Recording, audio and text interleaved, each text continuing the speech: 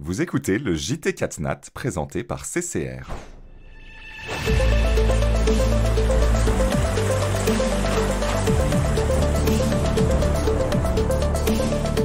Bonjour à toutes et à tous et merci de regarder cette nouvelle édition du JT 4 Nat, une édition entièrement dédiée au séisme qui a touché l'ouest de la France en juin dernier. Pour cette émission spéciale, nous vous proposons d'abord un reportage à La Laigne en Charente-Maritime où nous nous sommes rendus pour constater les dégâts et rencontrer l'adjoint au maire du village le plus touché par cet événement exceptionnel. J'aurai ensuite le plaisir de recevoir en plateau trois invités, Daniel Benlolo, directeur du département souscription réassurance publique chez CCR.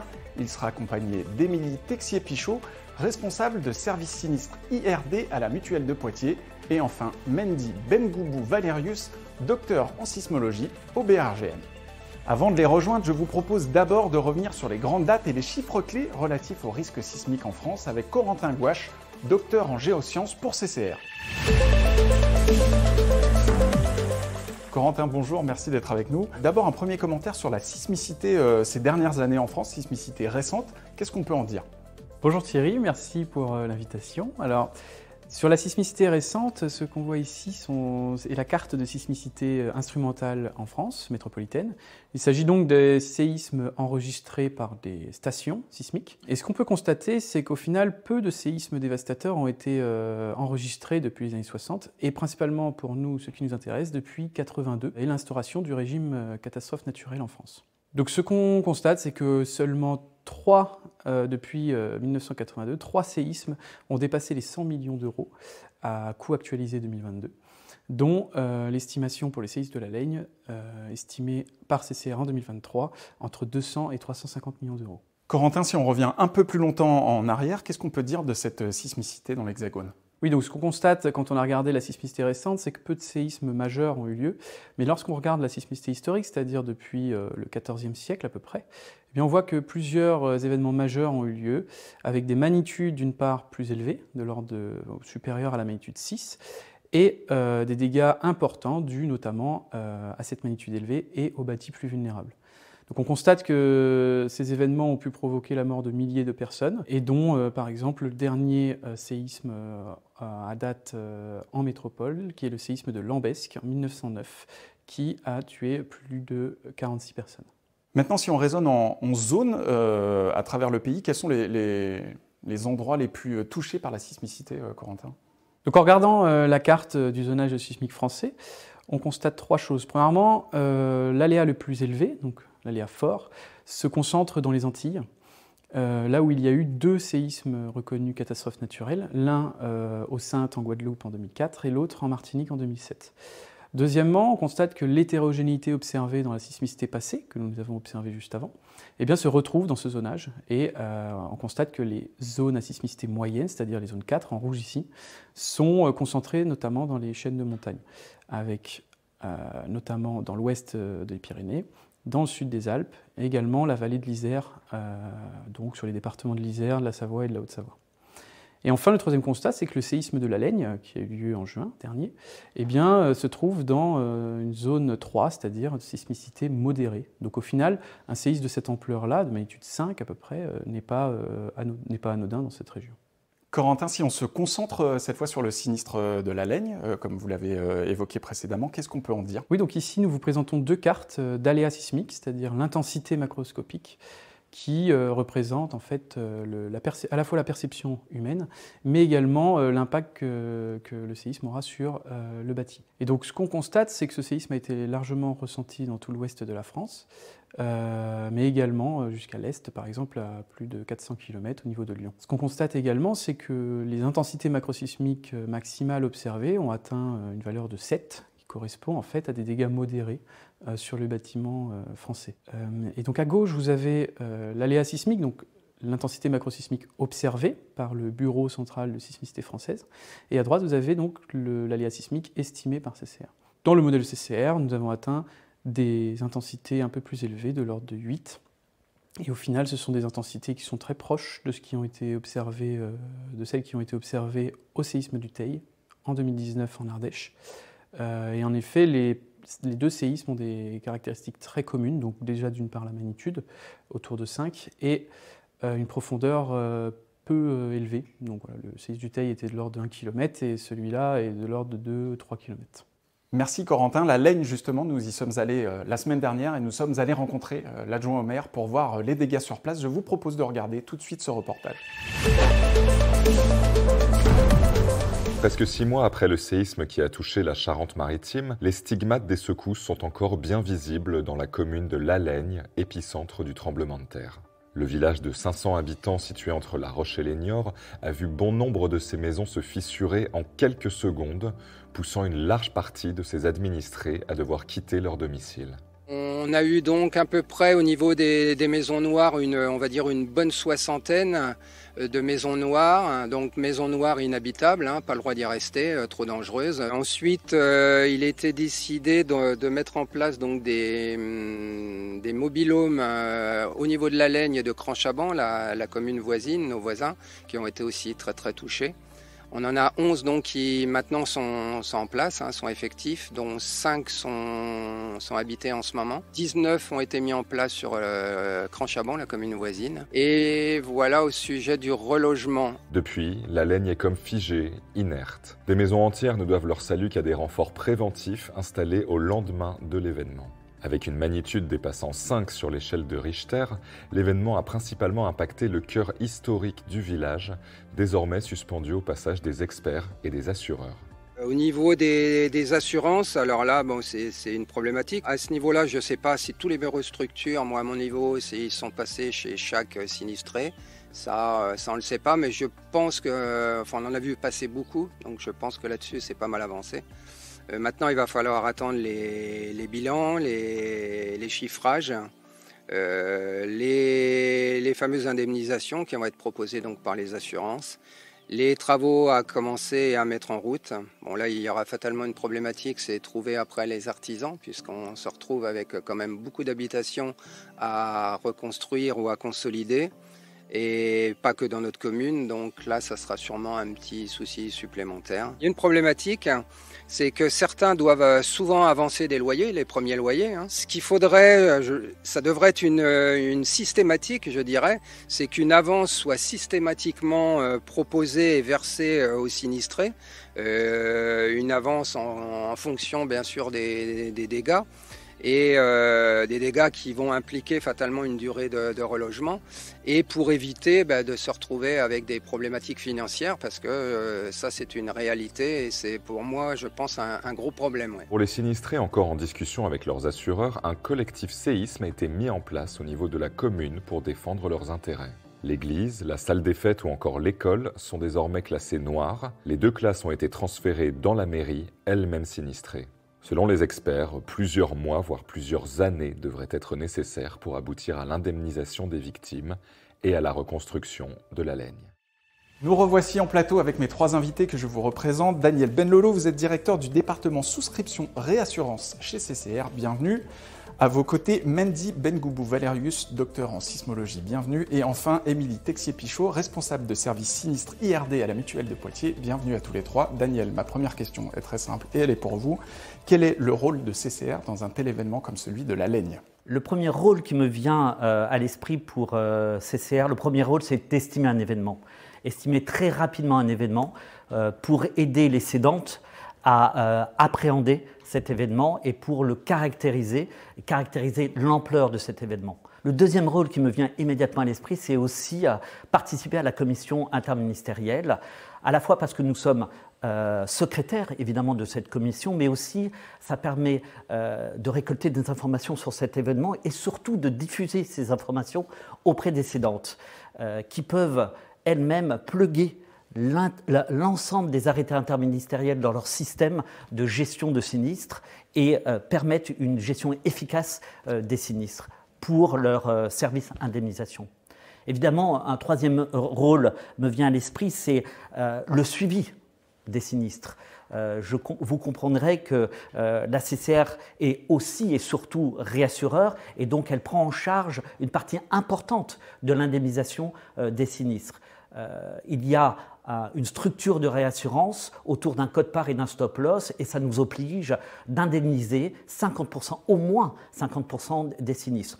Si je fais référence à Irma, la CCR a couvert 80% de l'indemnisation d'Irma, c'était environ 2 milliards le coût de l'événement, de l'ensemble de l'événement. Enfin, accompagner, le quatrième rôle, c'est accompagner les cédants dans le suivi et la gestion des sinistres, et notamment lorsqu'il y a des événements d'ampleur relativement importante. Et on peut, en coordination avec les cédantes, on peut établir des règles communes pour être d'autant plus efficace dans la gestion des sinistres. Alors Daniel, pourquoi est-ce qu'il est si important de faire une estimation rapide du coût des dommages assurés? Alors, il y a une mode, c'est une estimation extrêmement rapide. On évite à la CCR de tomber dans cet écueil qui consiste à faire une estimation pendant l'événement. En revanche, c'est utile d'avoir une estimation extrêmement rapidement, sans précipitation, et notamment pour mesurer l'ampleur de l'événement. Cette mesure de l'ampleur de l'événement, ça permet aux cédantes d'affecter des ressources à bon escient dans les lieux, affecter des ressources notamment pour mobiliser les systèmes d'experts et être actif dans la gestion des sinistres. Par ailleurs, il est nécessaire aussi d'anticiper le coût de cet événement parce que éventuellement l'État pourrait intervenir. Vous savez que l'État est rétrocessionnaire et éventuellement, s'il y a un événement d'ampleur extrêmement important ou s'il y a une succession d'événements extrêmement importants, alors l'État pourra intervenir. Et il est nécessaire d'anticiper cette intervention et de l'informer très rapidement de la mobilisation éventuelle, la mobilisation financière de son éventuelle intervention. Et puis enfin, cela permet aux cédantes d'être proactifs sur la gestion des sinistres. Daniel, est-ce que vous pensez qu'il faut améliorer la gestion de crise pour ce type d'événement? Il y a plusieurs niveaux de gestion de crise. Et évidemment, il y a plusieurs niveaux d'intervenants dans la gestion des crises sur des événements d'ampleur. Alors je pense évidemment à l'État, je pense aux services de l'État, je pense aux collectivités locales, je pense aux assureurs évidemment, et aussi à la CCR qui participe à la gestion de crise. Je pense qu'un des axes essentiels de l'amélioration, c'est la coordination entre les différents acteurs qui participent à la gestion de crise pour ce type d'événement naturel. Évidemment, il y a d'autres axes d'amélioration. Alors, par exemple, avoir une gestion collaborative entre les différents assureurs pour pouvoir être encore efficace. Je pense aussi, et on l'a vu à différentes occasions, je pense aussi qu'il est nécessaire d'améliorer la communication lors de ces types d'événements parce que les messages envoyés à l'ensemble de la communauté des assurés sont très importants et il est nécessaire de coordonner ces messages entre nous. Enfin, au regard de l'accroissement des événements, tant en intensité qu'en nombre, il me paraît nécessaire d'avoir une gestion de crise extrêmement efficace pour faire face à ce type d'événement.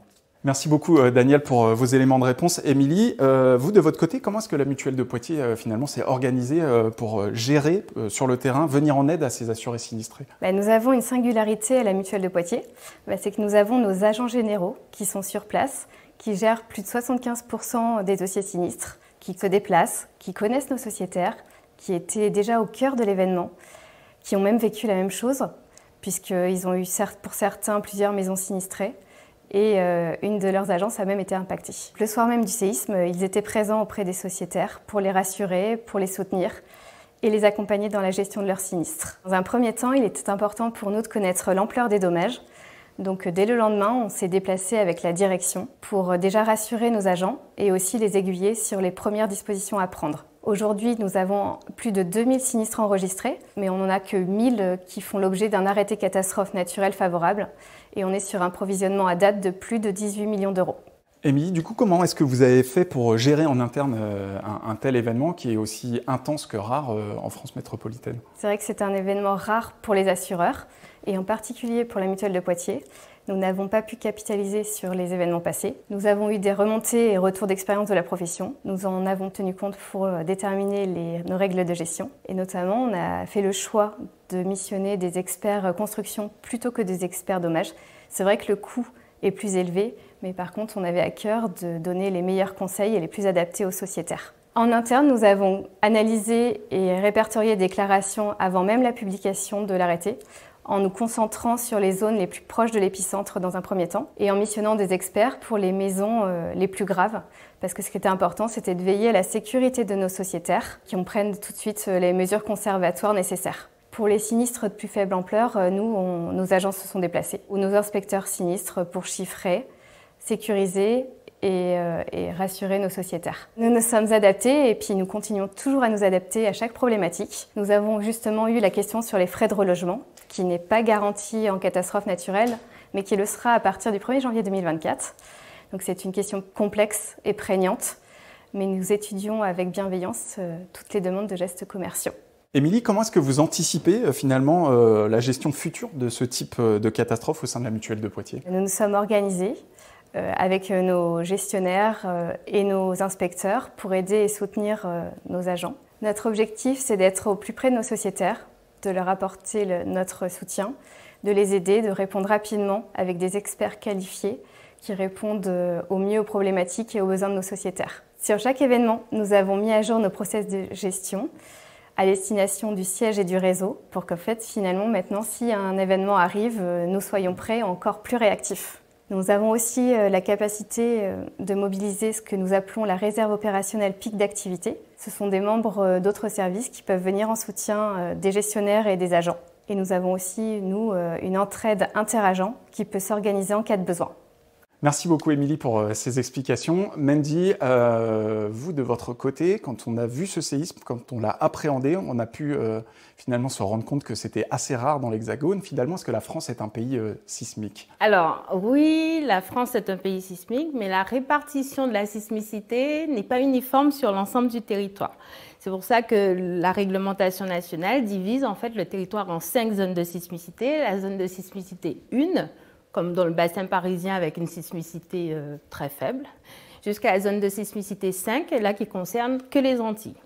En Hexagone, les zones les plus sismiques concernent les Alpes, les Pyrénées, l'Alsace, le littoral méditerranéen. Donc quelques centaines de séismes sont enregistrés, mais la population finalement ne ressent qu'une dizaine.